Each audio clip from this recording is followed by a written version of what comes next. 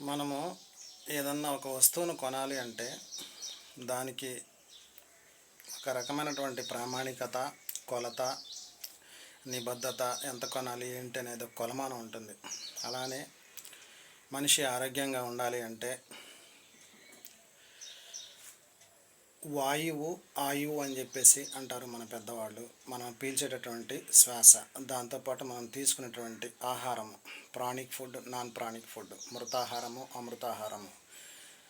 ఏ మృతాహారం కాకుండా, non veg కాకుండా అమృతాహారాన్ని స్వీకరిస్తారో దానివల్ల మనకి సెల్ కణానికి ఎంతవరకు బలం అనేది దొరుకుతుందో దాని మీదనే మన యొక్క ఆయుష్ ఆధారపడి ఉంటుందని చెప్పేసి మన పెద్దవాళ్ళు ప్లస్ మనకున్నటువంటి వేదాలు కానీ గ్రంథాలు కానీ తెలియజేస్తున్నాయి.